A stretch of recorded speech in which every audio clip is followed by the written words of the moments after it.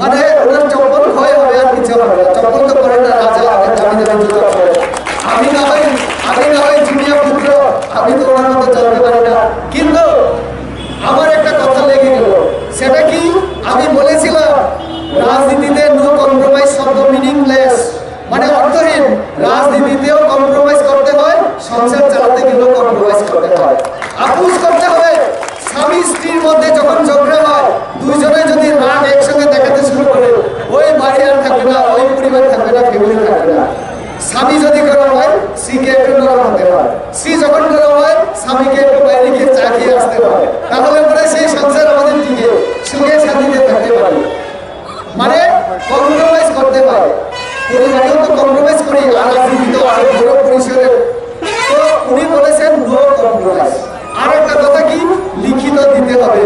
এখন আমাদের যে সমাজ ব্যবস্থা চলছে, এখানে কেউ লিখিত দেবে না। আমার মতো ত্রিপুরার মতো বোকা নরেন্দ্র মোদী তো না। আমি বলেছিলাম নরেন্দ্র মোদী দিলে আমার আপত্তি নেই, কিন্তু দেবে কিনা আপনি চেষ্টা করতে পারেন। আজকে তাই দেখলাম যে উনি দুয়ারে দুয়ারে চেষ্টা করছেন, লিখিত কেউ দিচ্ছে না। তাহলে কি হবে? কি হবে? যারা মাথা করছেন আপনারা শুনে রাখুন, হয়তো কিছু আশায় আমাদের সঙ্গে চলে আসবে। আমি আমার পার্টিকে পরিষ্কার বলে রেখেছি, কারণ আমি আমার স্ট্যান্ড, আমার অবস্থান সবসময় ক্লিয়ার রাখি। আমি বলেছি বিজেপির সঙ্গে এখন জনজাতিরা আছে পাহাড়ে সমতলে সব জায়গায়। আমরা 14-15টা সিট আজকের দিনে জয়লাভের আমাদের প্রবল সম্ভাবনা আছে, একদম লিখে রাখতে পারেন আপনারা। আমি বলেছি যদি সবাইকে নিয়ে চলতে হয়, আমাদের মাননীয় প্রধানমন্ত্রী তো মাঝে মধ্যে বলেন সবকা সাথ সবকা বিকাশ। তো রাজ পরিবার থেকে একজন এত সুন্দর চেহারা আমাদের রাজপুত্র যেহেতু চেষ্টা করছেন ত্রিপুরাকে সবাইকে নিয়ে থাকার, তো তাহলে আমরা কেন ছেড়ে দেবো? ঠিক है भैया, आ जाओ, सबका साथ सबका विकास कर लेते हैं। तो কিন্তু কম্প্রোমাইজ তো করা যাবে না।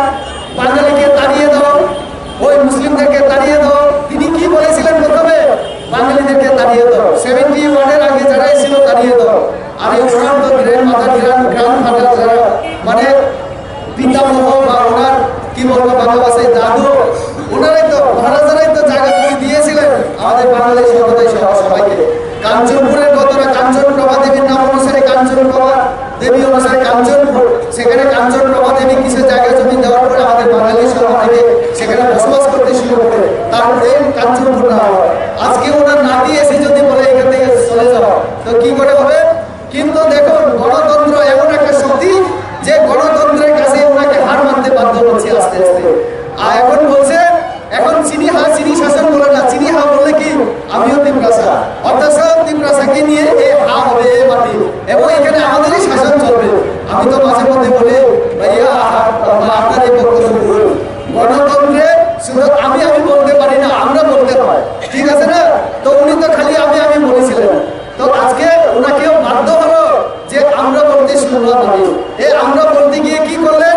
তিপ্রাসাকে এখন সরিয়ে দিয়ে এখন কি করলেন? Tripura citizen federation. এই ত্রিপুরা সিটিজেন ফেডারেশনের নেতাকে তাপস দেবা কি জানি, উনি কি তিপ্রাসা? উনি তিপ্রাসা কিনা? উনি তো আমার বাঙালি নেতা। হ্যাঁ, আর আমরা বিজেপি যখন বলে সবকা সাথ সবকা বিকাশ, বাঙালি জনজাতি সবাই একসঙ্গে মিলেমিশে থাকবো, এক ত্রিপুরা রেখে শ্রেষ্ঠ ত্রিপুরা করবো। আমি রেবতী ত্রিপুরা, আমাদের দপ্তর মানিক সাহা কি বলবো? আমরা কি পাপ করি? তখন কি অন্যায় করি আমরা? এই কথা আমরা আরো অনেক আগে থেকে বলে আসছি। আমার নরেন্দ্র মোদী কি কথা বলেন? Nation first. আমাদের বিজেপির প্রথম কথাই নেশন ফার্স্ট। এই দেশ থাকলে আমরা থাকবো, এই দেশ যদি না থাকে চীনের অধীনে চলে গেলে আমাদের অস্তিত্ব থাকবে ভারতবর্ষে না, আমাদের নাম হবে তখন চাইনার কোনো নাগরিক। তো তার জন্য আমরা বলি দেশটাকে রক্ষা করতে হবে। দেশ থাকলে সমাজ থাকবে, সমাজ থাকলে আমাদের উন্নয়ন করার জন্য সব কিছু ব্যবস্থা থাকে। আর যদি নিজেরা মারপিট করে, লড়াই করে, সংগ্রাম করে ওই সিপিএমের ভাষায় উগ্রপন্থী দিয়ে বিভিন্নভাবে উন্নয়ন স্তব্ধ হয়ে যাবে। আর আজকে যে বাটা আমরা দিচ্ছি, যেভাবে কাজ করছি আমরা, সেটা বন্ধ হবে। তার জন্য আমি বলি যে আগামী 16 তারিখ এই 2023-এর যে নির্বাচন, এই নির্বাচন হবে উন্নয়নের নির্বাচন। এই নির্বাচন হবে শান্তির জন্য নির্বাচন। এই নির্বাচন হবে ত্রিপুরাকে শ্রেষ্ঠ ত্রিপুরা বানানোর নির্বাচন। তার জন্য আপনারা কোনো কথা শুনবেন না। ওই কংগ্রেস, ওই কথা, তাদের কথা যদি শুনেন আপনারা বিভ্রান্ত হবেন। তার জন্য একটাই কথা নাম মনে রাখবেন, নরেন্দ্র মোদী, নরেন্দ্র মোদী, নরেন্দ্র মোদী।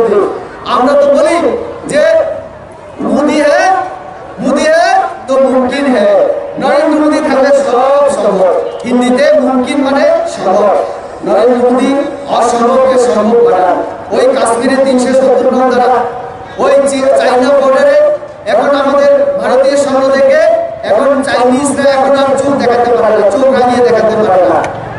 আমাদের নরেন্দ্র মোদী একটা কথা বলেছিলেন, না মাথা ঝুঁকিয়ে আমি কারোর সঙ্গে কথা বলবো, না উপরে তাকিয়ে কথা বলবো, চোখে চোখ রেখে কথা বলবো, বলেছিল কিনা?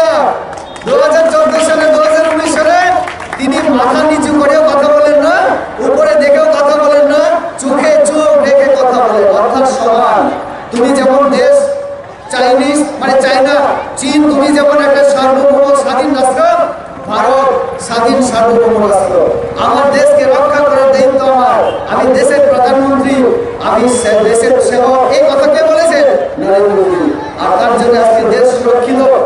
এই চাইনাদের সমাধানে কারা যায়? সিপিএমরা চলে যায়। রাহুল গান্ধী মাঝে মধ্যে চাইনা ওই দূতের সঙ্গে গোপন বৈঠক করেন, আমরা কিন্তু করি না। তো কাজে দেশ সুরক্ষিত আছে, সমাজ সুরক্ষিত, সমাজে শান্তি আছে, উন্নয়ন চলছে, এটাকে ধরে রাখতে হবে।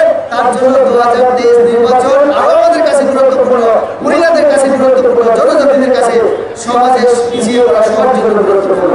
তার জন্য আমি অনুরোধ করব আমাদের পার্টি আবার শান্তনা চাকর মহোদয়কে যদি আবার প্রার্থী করেন, আগে যে পরিমাণ ভোট আপনারা দিয়ে ওনাকে জয়লাভ করিয়েছিলেন তার ডাবল যেন আগামীতে হয়।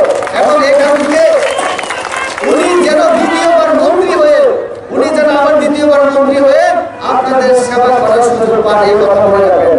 মনে রাখবেন, অন্য কোনো ব্যক্তি যদি ওনার বিরুদ্ধে দাঁড়িয়ে যদি জয়লাভ করে আর মাত্র একজন এমএলএ সারা ত্রিপুরাতে হয়, বিজেপি সরকার যদি হয়ে যায়, তাহলে তখন বলবেন না যে বিজেপি সরকার 75-এর জন্য কিছু করছে না।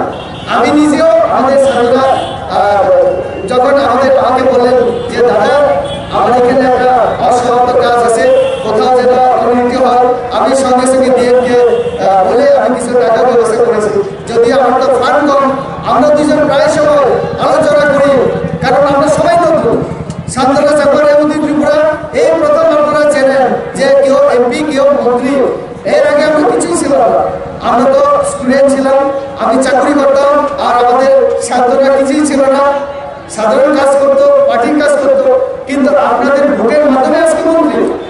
তার জন্য আমি বলতে চাই, আজকে 5 বছরের অভিজ্ঞতা, নতুন হয়তো বা আমাদের কাজের যে গতি একটু স্লো, কিন্তু অভিজ্ঞতাই মানুষকে শেখায়। তো আগামী 5 বছর পরে আবার যখন উনি দায়িত্ব পাবেন, আমি আশাবাদী উনি ডাবল কাজ করতে পারবেন এবং এই এলাকার ডাবল উন্নতি হবে এবং আমরা সবাই মিলে কাজ করব।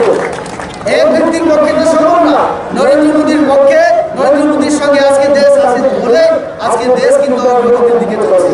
আমরা যদি দেশবাসী নরেন্দ্র মোদীর সঙ্গে না থাকতাম, নরেন্দ্র মোদী পক্ষে সম্ভব ছিল না।